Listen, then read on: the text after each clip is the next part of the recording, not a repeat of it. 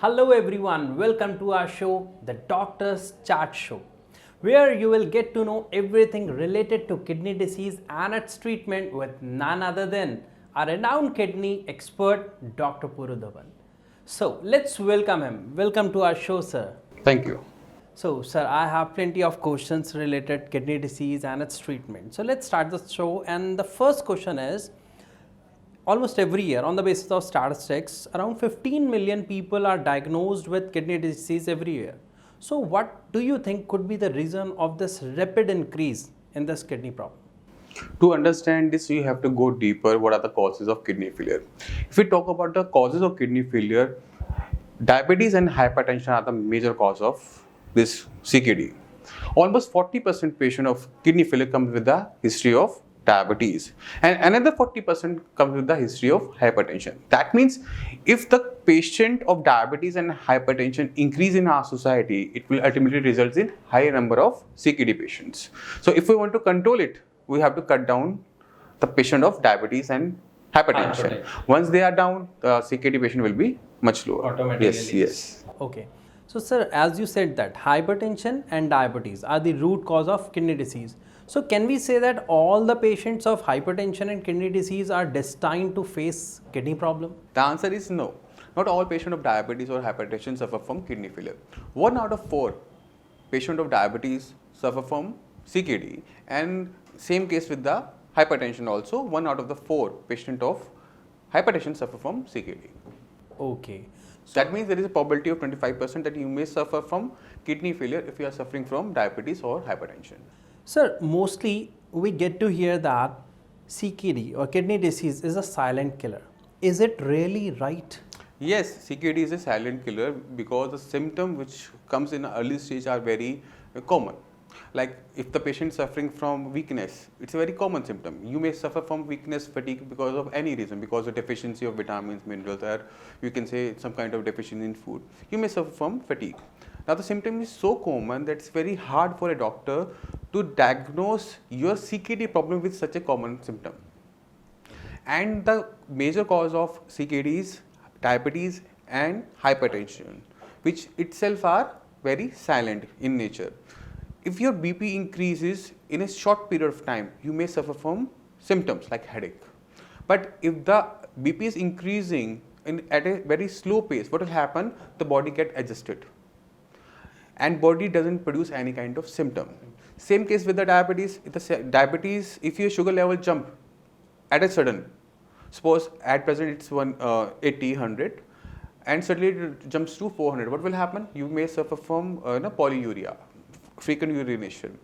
But if the diabetes is developing at a slow pace, what happens? The body adjusts. Okay.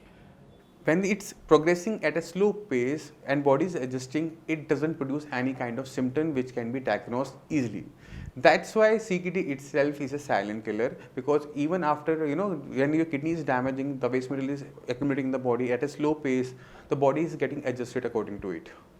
And body doesn't produce any kind of symptom unless it become severe, crosses the threshold. And once the threshold is there, when the symptoms are there, it is already late. Okay. So, sir, but the question rises, how exactly the hypertension or diabetes causes kidney disease? Because it's for the viewers, even for me, like I'm not aware much about this. So I really want to understand this. For that purpose, you have to understand how our body works. In our body, there is lots of vessels which carry blood at a certain pressure, and that pressure is 120 by 80 mm of Hg. Now imagine there is a river flowing at a normal day. The bank doesn't get eroded. Yes. But when there is a flood in the river, what will happen? There is erosion of the banks. The same thing happening in the body. When the blood is flowing at a normal pressure, it doesn't harm the body. But when the pressure increases, what happens? Because of this pressure, the blood cause impact on the tiny cells, tiny structure which nephrons is composed of. Now, nephrons is a group of tissue, and tissue is made up of cells. When they faces pressure, what happens? They evolve, and because of pressure, they become hard, they become sclerosed, and as they become sclerosed, what happens? The efficacy of these nephrons goes down. And when the efficacy of these nephron to filter out the blood, to filter out waste material from the body goes down, what happens? There is accumulation of waste material in our body, like creatinine and urea. They start rising in the body. So if a patient of CKD wants to control the condition of kidney failure, who is suffering from hypertension also, patient has to control the blood pressure first, so that no further damage to the kidney can be happen, so that we can protect the future. Same in the case of diabetes. Our body runs on sugar. Sugar is like a fuel to our body. Each and every cell, survive on this fuel. But when the level of sugar increases above 200, what happens? This sugar, which is fuel, earlier was fuel, now it's become poison. It starts damaging each and every cell in our body. It starts, weakening our eyes, our heart, lungs, all vital organs get affected by the high sugar level. Likewise, our kidney, see, kidney are the same. Because in a kidney, if you go deeper in the structure of it, there is lots of vessels, capillaries, which provide blood to the nephrons. Now, when the sugar level increases, what happens? These tiny structures of vessels and capillaries get affected by the high sugar level, which ultimately results in the lower blood flow into the kidney. Okay. And when the blood flow goes down, the oxygen supply to the nephrons goes down, and the cells which are present in the kidney, which are filtering the blood, start getting damaged. And as the damage increases, they lose its functionality, and the functionality is to filter out all the waste material from the body. Yes. And as the functions goes down, the level of creatinine and urea start increasing in our body. So that's why it's very important for our kidney failure patient to take control of two things. First is blood pressure and second is sugar. Once they are in control, at least we can stop the damage, further damage. The damage which has happened earlier can be reversed to certain point, but we can protect our kidney from further damage, which is our priority. Once we start the treatment, it's our priority to stop the progression of this kidney failure disease, because it's a self-progressive disorder. Once it starts, suppose your kidney gets damaged by 10%, even after BP is in control, sugar is in control, it will keep going, and ultimately it results in the complete kidney failure. We call it ESRD, end-stage renal disease, and which ultimately results in dialysis or transplant. So it's very important for our kidney failure patient to understand, if they want to control their kidney failure disorder, they have to control the blood pressure and sugar at the priority basis. Once they are controlled, there will be no further damage to the kidney, and which is the first part of the treatment. Okay. Thanks a lot, sir, for this wonderful explanation. Actually, now I got to know how this diabetes and hypertension is really serious for all the patients. Yes. So we must take care of both these things in spite of taking it lightly. Yes. Okay. So, sir, as you also shared that transplant or dialysis, these are generally what we here or get to know about the patients, that they find that either dialysis or transplant are the two only options for a kidney patient. Is it really so? Actually, dialysis or transplant, both are management of kidney failure. What happening in the case of dialysis is, when the kidney fails, what happens? There is accumulation of waste material like creatinine and urea. We are filtering that waste material outside our body through a machine, we call it dialyzer. Okay. We are not treating the kidneys. We are doing the job of the kidney outside the body. So there is no treatment into it. Yes. That means this is the management. Same case with the transplant. When our kidney fails completely, we take kidney of somebody else and then put inside our body. Now the problem is that this is not a permanent solution. It's a temporary solution, because at one point that kidney which we have taken will fail. Now it's vary from person to person when it will fail. Sometimes it fails in 1 month, 2 months, 1 year, 2 years. It depends person to person from whom we have taken the kidney. Suppose the kidney is taken from the sibling. The probability of working kidney in a long term is high. But if you are taking the kidney from some outsider, what will happen? The kidney fail much earlier. Okay. So both are dialysis and transplant, both are management, not treatment. If we want to treat a kidney failure patient, we have to go deeper into the causes of the kidney failure. And the major cause are diabetes and hypertension. So treatment of a kidney failure start from there. We have to manage blood pressure and sugar first. We have to keep the blood pressure into a range of 120-80 mm of Hg, and we have to keep diabetes in level, in control at around 180. Okay. So we make sure that the sugar level of the patient doesn't crosses 180 milligram per deciliter. Okay. Sure. Once these levels are maintained, there is no further damage to the kidney.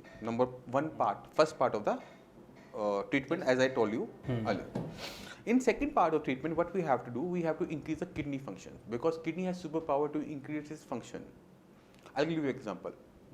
Suppose because of stone, because of some kind of infection, I have to remove my One kidney. kidney. Okay. Even after having a single kidney, the level of creatinine and urea doesn't increases.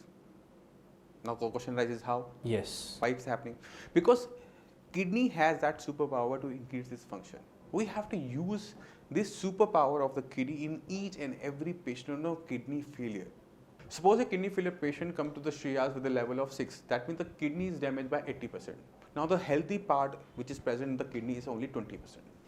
Now with the help of kidney function restoration treatment which we provided at Shriyas, we can increase the functioning of the kidney by, again, with the multiple of 20%. That means after treatment, the kidney function will increase to 40 from 20.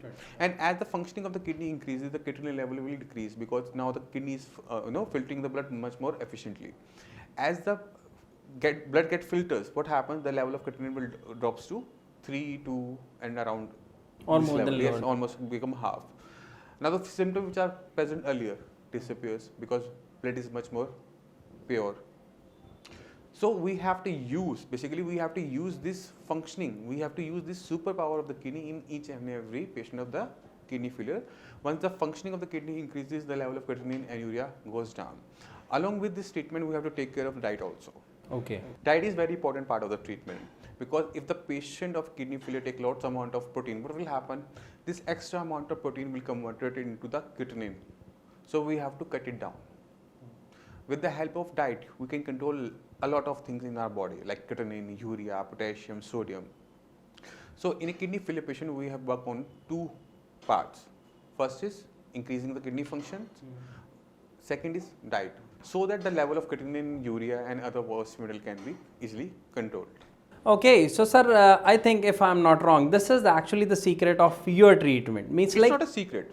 It's a part of treatment, because a kidney failure patient must know what kind of things they should eat, because ultimately whatever they eat is going to affect their body. So sir, thank you for such a wonderful explanation, and I hope really all the viewers are also getting everything. But I would like to ask one more thing, that how soon a kidney failure patient, when they come to you or take your treatment, so they see a positive result in their reports? Normally the results are visible within a time span of 1 month. One All month. you have to do is you have to go for KFT test, kidney function test, before starting the treatment. And again you have to go for KFT test after 1 month. Okay. And you can see the difference yourself. Now I will show you few reports of our patients so that you can have an idea how KFRT, kidney function restoration treatment, works. Okay. Sir, thank you so much for such cooperation and for giving us the time. And guys, if you have any kind of a doubt, query, so you can just comment us and we would really try to answer all your queries. And the most important part, in our next episode, we will talk about diet. So do you have any question or query related to diet? Just comment us so that we would ask all the questions to our sir, Dr. Puru Dhawan, and we would really try to answer all. So that's all about for this episode. Let's meet in our second episode. And if you have not subscribed and like our video, just do it right now. Thank you.